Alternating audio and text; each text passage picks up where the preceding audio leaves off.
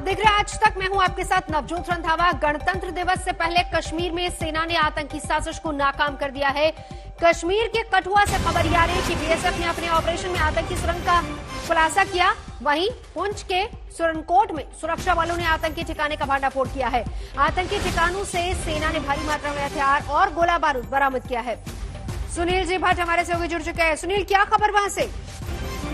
बिल्कुल, मैं आपको पहले बता दूं, एक करेक्शन कर दूं। कश्मीर में नहीं, जम्मू संभाग के कठुआ जिले में अंतर्राष्ट्रीय सीमा के पास जो है एक सुरंग का पता चला है, आतंकी सुरंग का। 150 मीटर लंबी ये आतंकी सुरंग है और जो अभी जानकारी मिल रही है सीमा सुरक्षा बल से, उसके अनुसार जो एंटी टनल ड्राइव जो चल रही है अंतर्राष्ट्रीय सीमा पर, उसी के अंतर्गत जो है आज सुबह जो है वहां पर एक टनल मिली है और 150 मीटर लंबी टनल है। और ये जो खुलासा हुआ है ये ठीक गणतंत्र दिवस से पहले हुआ है।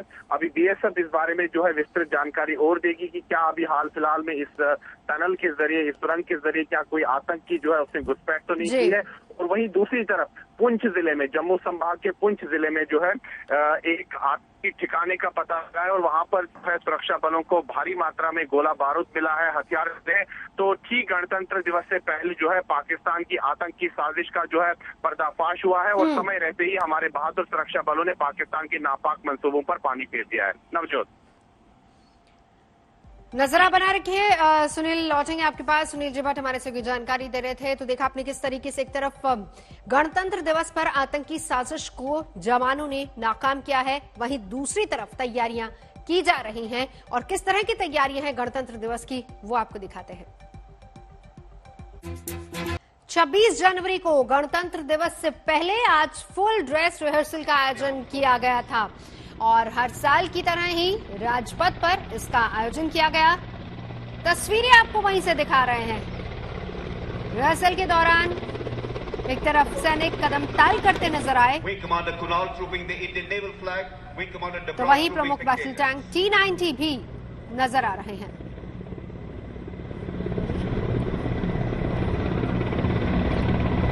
अलग अलग झांकियां। रिहर्सल के आगे सुपरसोनिक मिसाइल ब्रह्मोस भी दिखाई दी। एनएसजी के ब्लैक कैट कमांडोज भी सुरक्षा की कमान संभाले नजर आ रहे हैं। जमीन पर जांबाज तैनात है। रिहर्सल में उतरे टैंक और तोप।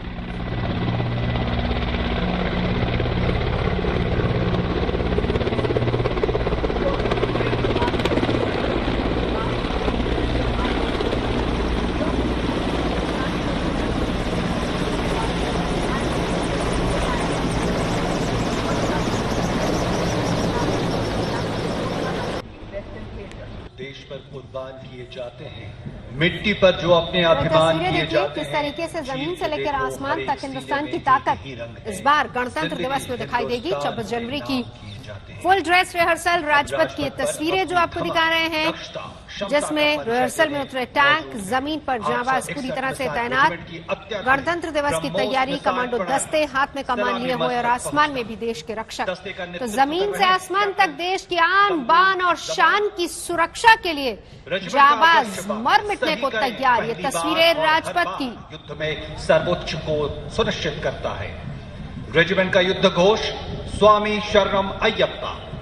यह मिसाइल भारत और रूस के संयुक्त उद्यम से तैयार किया गया है। यह मिसाइल 400 किलोमीटर की अपनी अधिकतम रेंज में अपने दुश्मन के इलाकों में अंदर भेद कर अचूक और विध्वंस वार करने में सक्षम है। This is the same destructive power and long range. A fully automated system, it can deliver destructive firepower within a short span of time over a large area. Awesome and earth-shaking firepower can virtually pulverize the enemy into submission. अब चलते हैं जब ऐसे जो दुश्मन के हित। ये तस्वीरें देखिए। रिहर्सल के दौरान एक तरफ सैनिक कदम ताल करते नजर आ रहे हैं, तो वहीं प्रमुख बैटल टैंक T-90 भी नजर आ रहा है। रिहर्सल के आगे आगे सुपरसोनिक मिसाइल ब्रह्मोस भी दिखाई दे रही है और एनएसजी के ब्लैक कैट कमांडोज भी सुरक्षा की कमान संभाले हुए हैं। तो टैंक राजपथ पर आज फुल ड्रेस रिहर्सल, तस्वीरें आपको वहीं से दिखा रहे हैं। जमीन से आसमान तक देश की आन बान और शान साफ नजर आ रही है। सुरक्षा के लिए जवान मर मिटने को तैयार।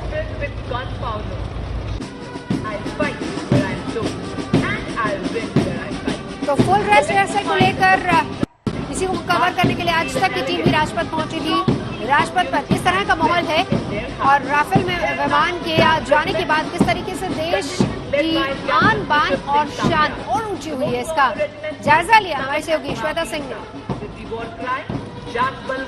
इस परेड से पहले जो फुल ड्रेस रिहर्सल हुई है उसमें सबसे पहले तो सबकी नजर इस बात पर थी कि चूंकि कोरोना के बाद पहली बार इस परेड का आयोजन हो रहा है तो किस तरह की व्यवस्थाओं में आप देखेंगे कि दर्शकों की संख्या बहुत सीमित कर दी गई है।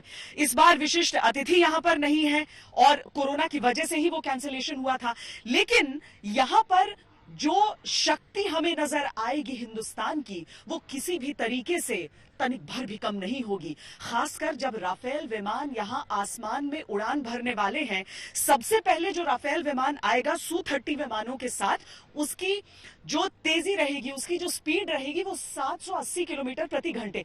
थोड़ी देर के लिए वो आसमान में भले ही हमें नजर आ गया, लेकिन जब एक अकेला राफेल 900 किलोमीटर प्रति घंटे की रफ्तार से एक वर्टिकल चार्ली भरने के लिए ऊपर गया तो समझ लीजिए कि पलक झपकते ही ओझल हो गया और यहां पर जितने भी लोग थे बस तालियों की गड़गड़ाहट और उस राफेल विमान की गड़गड़ाहट। कुछ इसी तरह का आलम यहां पर रहा। मार्चिंग कंटिंजेंट्स एक तरफ है, लेकिन राज्यों की जो झांकियां यहां पर आई, राज्यों की झांकियों में दो पर सबकी निगाहें थी।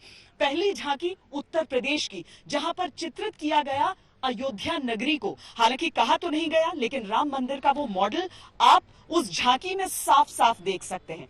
और दूसरी झांकी उस राज्य की जहां पर होने वाले हैं चुनाव, यानी कि बंगाल राज्य की झांकी, जहां पर मुफ्त साइकिलों को दिखाया गया है। अब क्या इसमें राजनीति है ये लोग तय कर सकते हैं, लेकिन यहां पर एक एक करके राज्यों की झांकियां हो या फिर वो नन्हे स्कूल के बच्चे जो यहां पर आकर नृत्य की पेशकश कर रहे हैं, राजपथ की रौनक जरा भी कम नहीं हुई। कैमरा पर्सन सैयद मोहसिन और अनिल जायसवाल के साथ श्वेता सिंह, दिल्ली आज तक। तो 26 जनवरी को जब देश की रक्षा में जुटे जवान एक साथ मार्च करने के लिए उतरेंगे तो फिर किस तरह का नजारा होगा, ये भी श्वेता बता रही है। भारतीय सेना की अलग अलग मार्चिंग कंटिंजेंट्स जब राजपथ पर आगे बढ़ेंगी, उससे ठीक पहले बांग्लादेश की एक ट्राई कंटिंजेंट यानी कि जल थल नभ को प्रदर्शित करते हुए बांग्लादेश की जो मार्चिंग टुकड़ी है वो इस पर आगे बढ़ेगी। और वाकई वो दृश्य अद्भुत है, चूंकि 1971 के बाद 50 साल पूरे हुए हैं उस महाविजय के, जब पाकिस्तान के जो नापाक मंसूबे हैं उन्हें तोड़कर बांग्लादेश में उसकी दमन और अत्याचार को खत्म करके भारत ने बांग्लादेश में मुक्ति वाहिनी के साथ मिलकर पाकिस्तान को वहां से खदेड़ा था और एक नए राष्ट्र का निर्माण हुआ था। ये समय है भारत और बांग्लादेश की मैत्री की भी और बांग्लादेश की तरफ से हिंदुस्तान को शुक्रिया कहने का भी। वैसे तो जहां पर हम इस समय खड़े हैं उसके ठीक एक और है सलामी मंच, जहां पर आमतौर पर हर साल हमने देखा है कि कोई न कोई विशिष्ट विदेशी मेहमान यहां पर आता है। इस बार कोरोना की वजह से ऐसा तो नहीं है, लेकिन जो विदेशी मार्चिंग टुकड़ी यहां पर रहेगी उसी से पाकिस्तान के पसीने छूट जाना तय है। कैमरा पर्सन अनिल जायसवाल और सैयद मोहसिन के साथ श्वेता सिंह, दिल्ली आज तक। चीन को लगता है कि वो हिंद महासागर में अपनी जासूसी जहाज भेजेगा। भारत और पड़ोसी देशों के जहाजों और लोकेशन की खुफिया जानकारियां हासिल कर लेगा और उसे कोई पकड़ भी नहीं पाएगा। लेकिन इंडोनेशिया की समुद्री सीमा में चीन का एक जासूसी जहाज घुसपैठ करते हुए पकड़ लिया गया। आज तक की एक्सक्लूसिव रिपोर्ट देखिए।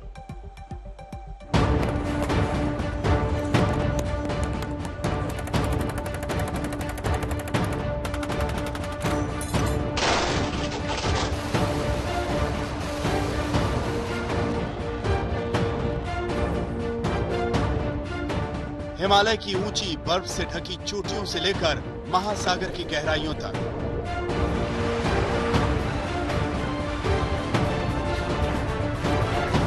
भूमाफिया चीन एक शिकारी की तरह नजरें गड़ाए बैठा है।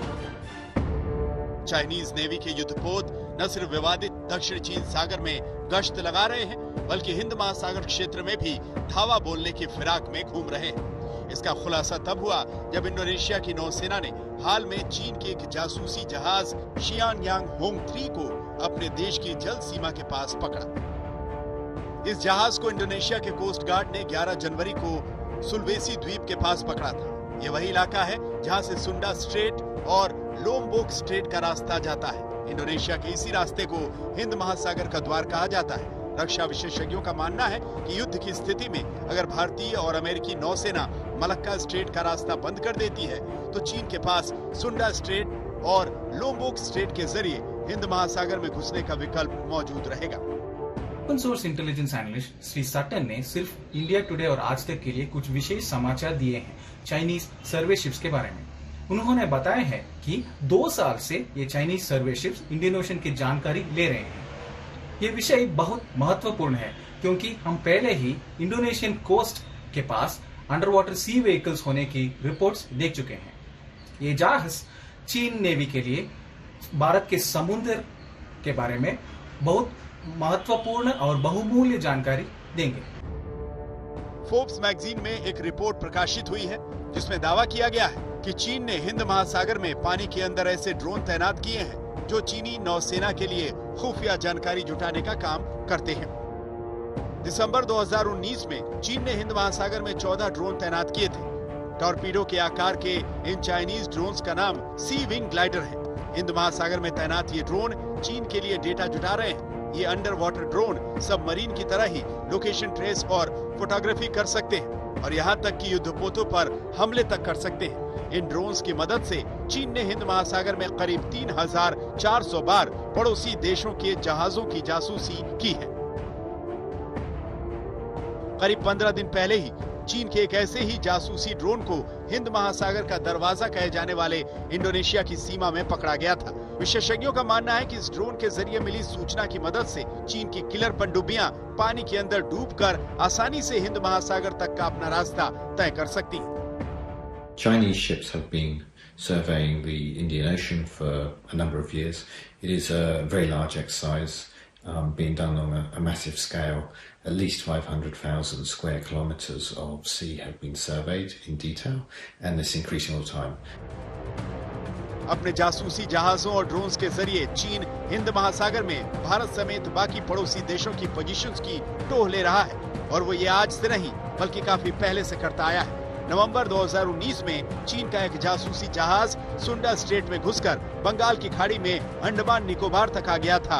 ये पूरा इलाका भारत और ऑस्ट्रेलिया की पनडुब्बियों के लिए बेहद अहम है। चीन के जासूसी जहाजों का हिंद महासागर में बार बार पाया जाना साबित करता है कि चीन की नेवी खुफिया तरीके से दक्षिण चीन सागर से हिंद महासागर क्षेत्र में घुसपैठ के लिए रास्ते की जांच कर रही है। ऐसा नहीं है कि हिंद महासागर में चीन की बुरी नजर पर भारत या दुनिया की नजर नहीं है। भारत, अमेरिका, जापान और ऑस्ट्रेलिया की चौकड़ी ने पिछले साल नवंबर में पहली बार मालाबार एक्सरसाइज करके बंगाल की खाड़ी में चीन को चेतावनी दे दी थी। इससे चीन को बहुत चिढ़ मची थी। साई किरण कन्नन के साथ आज तक ब्यूरो। बंगाल में नेताजी किसके हिस्से में आएंगे, इसी को लेकर आज सबसे बड़ी जोर आजमाइश होने जा रही है। ममता का मुकाबला सीधे प्रधानमंत्री से है, लिहाजा उन्होंने भी अपनी पूरी जान लगा दी। अब सवाल यहां पर यह है कि इस जंग में कौन जीतेगा। अगर कोई कहे तुम मुझे खून दो मैं तुम्हें आजादी दूंगा तो तुरंत सुधार पाओगी आप।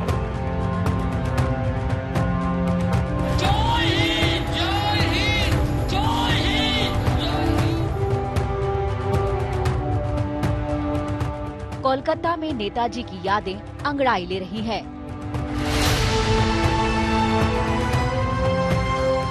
पोस्टर सजे हैं, जुलूस की तैयारी है, रंगारंग कार्यक्रम का प्लान है।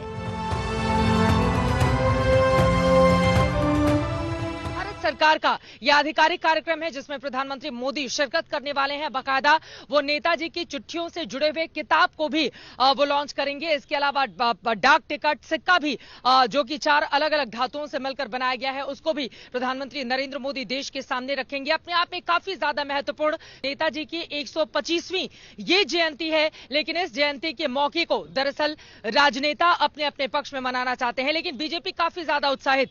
उसका ये कहना है कि पराक्रम दिवस के के तौर पर नेताजी की बात इसलिए देश की जनता और यहाँ की युवाओं के बीच पहुंचनी चाहिए क्योंकि नेताजी ने इस देश में जो अलग जगाई, तुम मुझे खून दो मैं तुम्हें आजादी दूंगा, या फिर जय हिंद के नारे के साथ जिस तरह से पूरा का पूरा देश एक हो गया था, उन पलों को महसूस कर पाना भी अपने आप में गौरव से भर देता है। इसी वजह से बीजेपी काफी ज्यादा उत्साहित। कोलकाता की फिजाओं में आज सिर्फ और सिर्फ नेताजी का जयगान हो रहा है, उनके बलिदान का यशोगान हो रहा है, उनके त्याग और समर्पण की चर्चा हो रही है। इन दो तस्वीरों को देखिए, एक तरफ आलीशान विक्टोरिया मेमोरियल है जहां नेताजी की 125वीं जयंती पर पीएम मोदी पधार रहे हैं, तो दूसरी तरफ खुले आसमान के नीचे नेताजी की इस आदमकद प्रतिमा से ममता बनर्जी का जुलूस निकल रहा है। नेताजी सुभाष चंद्र बोस की 125वां जन्म जयंती मनाने के लिए पश्चिम बंगाल सरकार पुरजोर से तैयारी में लगी हुई है। आज दोपहर ममता बनर्जी खुद एक बड़ा रोड शो करेंगी उत्तरी कोलकाता के श्याम बाजार मोड़ से। हम लोग इस वक्त श्याम बाजार में हैं, आप देख सकते हैं मेरे पीछे वो नेताजी का विशाल स्टैचू आप देख पाएंगे और उस स्टैचू को नमन करते हुए, श्रद्धांजलि देते हुए ममता बनर्जी आज यहां से 10 किलोमीटर लंबा एक रोड शो निकालेंगी। इन दो आयोजनों से आप इतना तो समझ ही गए होंगे कि 125 साल बाद भी बंगाल के लिए नेताजी के क्या मायने हैं। आजादी का महानायक 2021 की चुनावी राजनीति का बड़ा मोहरा है। नेताजी के नाम पर बंगाल की सियासत पूरी मुस्तैदी से काम पर लग गई है। पूरे हिंदुस्तान को अपनी सरजमी मानने वाले सुभाष बाबू को बंगाल के दायरे में समेटने की कोशिश हो रही है। कोलकाता से मनोज्ञा लोईवाल, चित्रा त्रिपाठी, तनुश्री पांडे और इंद्रजीत कुंडू के साथ आज तक ब्यूरो। बीजेपी का पराक्रम दिवस तो टीएमसी का देशनायक दिवस। विरासत की इस जंग में तृणमूल कांग्रेस ने भी तलवारें तान दी हैं। ममता बनर्जी के नेतृत्व में टीएमसी 9 किलोमीटर लंबा जुलूस निकाल रही है, जो कि बीजेपी को टीएमसी का जवाब है। जय हिंद, जय हिंद, जय हिंद। चुनाव आते हैं तो बंगाल को नाम याद आता है, चुनाव चला जाता है तो बंगाल को भूल जाता है। नेताजी की जयंती पर जश्न का ये टीएमसी स्टाइल है। खुले आसमान के नीचे कोलकाता के भीड़ भाड़ वाले श्याम बाजार में नेताजी की इस विशाल प्रतिमा के करीब टीएमसी के कार्यक्रम का आयोजन हो रहा है। सुबह से टीएमसी नेताओं का आना शुरू है। प्रतिमा को फूलों से सजा दिया गया है। टीएमसी के झंडे लहरा रहे हैं, गीत संगीत चल रहा है। पश्चिम बंगाल सरकार आज का दिन देश नायक दिवस के रूप में मना रही है और पश्चिम बंगाल सरकार के आला मंत्री, कोलकाता के बहुत सारे ऐसे नामी हस्तियां एक साथ ममता बनर्जी के साथ आज इस पदयात्रा में रहेंगे। आप देख सकते हैं ये रास्ते में, पूरे रास्ते पर तृणमूल कांग्रेस का फ्लैग लगाया गया है और अगर पीछे हम दिखाएं तो वहां पे ममता बनर्जी की फोटो और उसके साथ साथ नेताजी सुभाष चंद्र बोस का प्लैकार्ड लगाया गया है। नेताजी की विरासत पर वर्चस्व की लड़ाई कोलकाता में खुलकर जारी है। तेरे मेरे की जंग पूरे जोर पर है। बीजेपी पराक्रम दिवस मना रही है तो टीएमसी देश नायक दिवस मनाकर जवाब देने पर तुली है। इसी श्याम बाजार से ममता का कारवां निकलेगा। Shyam Bazar, Bhupendra Bose Avenue, Jitendra Mohan Avenue, Chittaranjan Avenue, Esplanade, Rani Rashmoni Avenue से रेड फोर्ट तक 9 किलोमीटर लंबे जुलूस का नेतृत्व खुद ममता बनर्जी करेंगी। Today, I have observed last 40 years when I am the representative of the people that Delhi's attitude towards Netaji has not changed. तो दोपहर बाद कोलकाता में पीएम मोदी के आयोजन की धूम होगी, तो उससे पहले का सत्र ममता बनर्जी के नाम रहने वाला है। पीएम के कार्यक्रम का न्योता तो ममता बनर्जी तक भी आया है, लेकिन वो जाएंगी, इस पर सवाल है। सवाल तो ममता बनर्जी ने केंद्र की मंशा पर ही उठा दिया है। पहले तो नेताजी का नाम मालूम ही नहीं था उनका, वो लोगों का। पहले तो बोला था सब फाइल देंगे, उसका बाद तो आधा दिया आधा नहीं दिया। चुनाव आते हैं तो बंगाल को नाम याद आता है, चुनाव चला जाता है तो बंगाल को भूल जाता है। मैंने बांग्ला बोलते पड़े ना, मैंने बंगाल। नेताजी के नाम पर भावनाओं को भुनाने का अभियान जिस अंदाज में चल रहा है, उससे बंगाल की चुनावी डगर की मुश्किलों का भी पता चल जाता है। इस जंग में कोई कोर कसर छोड़ने की संभावना कतई नहीं रही। इसीलिए नेताजी के नाम पर बीजेपी टीएमसी का आमना सामना हो रहा है। छोटी बुद्धि के लोग हैं, विचार करना चाहिए कि भारतीय जनता पार्टी की सरकार आने के बाद नेताजी सुभाष चंद्र बोस के बारे में, उनके पूरे जीवन के बारे में जो छुपे हुए दस्तावेज थे, उनके परिवार की काफी मांग थी, वो सब दस्तावेज उजागर किए। गुरुदेव टैगोर, स्वामी विवेकानंद, खुदीराम बोस या फिर सुभाष चंद्र बोस, विभूतियों की विरासत पर बंगाल में घमासान है, क्योंकि सामने चुनाव का मैदान है। कोलकाता से इंद्रजीत कुंडू, चित्रा त्रिपाठी और पॉल मिसाहा के साथ आज तक ब्यूरो।